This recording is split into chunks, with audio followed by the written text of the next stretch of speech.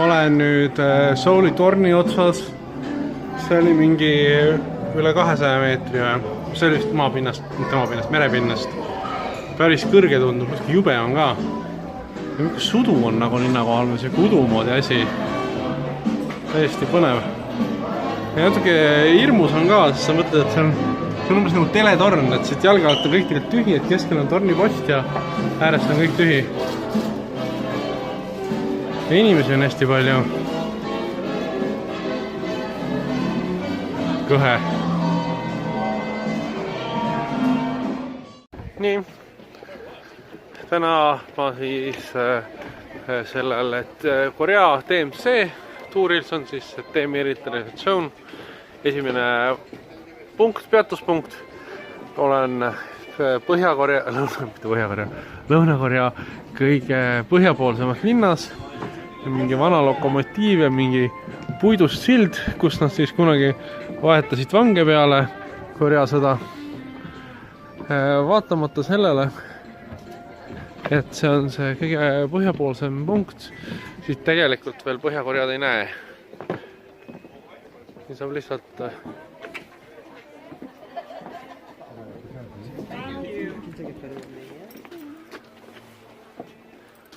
on lihtsalt sild. Jah, see on tegelikult teiselt pool peaks ikka Lõuna-Korea olema. Kiid ütles, et Põhja-Koreal pidi olema, et kui sa Põhja-Korea üle selle jõe näed, siis selle tuleb ära selle järgi, et Põhja-Koreas ei ole puid. See on kõik puud maha võetud, sest kui sügisel Lõuna-Koreas puud lähevad punaseks, siis Põhja-Koreas ei lähe, sest need pole seal. Ja maha on võetud selleks, et siis nad näevad, kui nende inimesed hakkavad lõunasse jooksma. Mis siin on parem vaade sellele rongile ja seal on see puitsild, mille kaudu nad siis üritasid neid inimesi vahetada peale sõda. Sain just sellest tunnelist välja. Tunneli sissepääsus seal. All oli pildistamine keelatud, nii et kästi telefonid ja asjad bussi jätta, nii et mul oli telefon seal. Siin vist natuke saab filmida, vaadata seal on tunneli plaan. Põhimõtteliselt mis ma tahtsingi öelda? Siin lubatakse päeval käia kuni 5000 külastajal. Ja see on siin on 2 TMC seda tuuri, üks on nagu siia ja teine on nagu rohkem piiri peale. Rohkem piiri peale lubatakse käia umbes 500.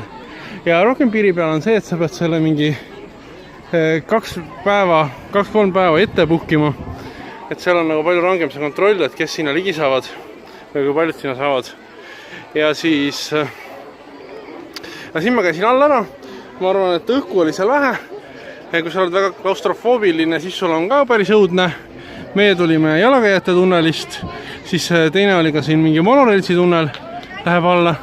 Monoreilsil on ka see, kuna seal on kohtad ära piiratud, siis seal tuleb nagu ette pukkida, et saada. Et neid ei pidanud väga palju olema, sest inimesel liiga palju kõige mau sinna. Sealt alt. Siin sai käia, siit nendest 2 nägi läbi. 3. seina ei näinud, esimestel oli lihtsalt vaataaken. Tunnel oli madal, umbes mina pidin kummarduma, et läbi saada. Kiivri pidi ka pähe panema alla minnes.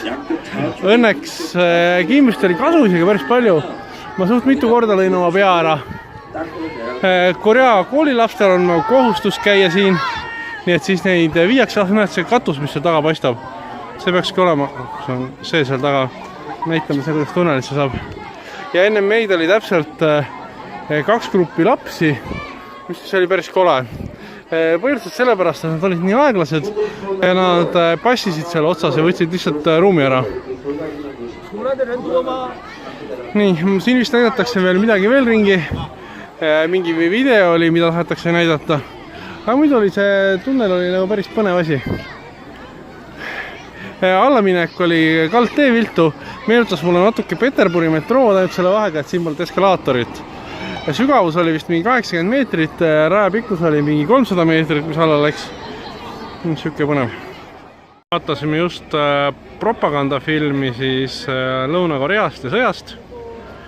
Mõtlesin, et näitan siin monumente ka, mis siis on selle Korea lahutamisega seotud.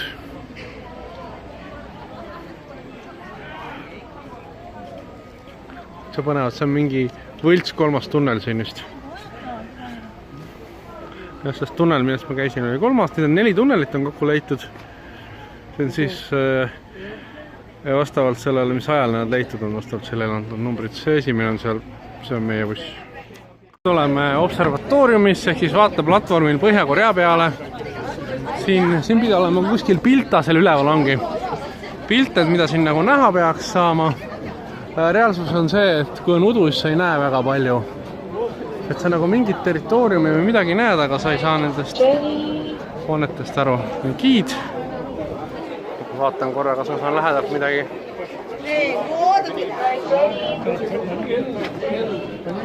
Nii see, sealt läheb maantee. See on siis see seal vist. Ja seal pidid olema mingid vabrikud ja asjad. Kuskil pidi olema mingi lipupost. Seal vist. Kas see paistab nüüd?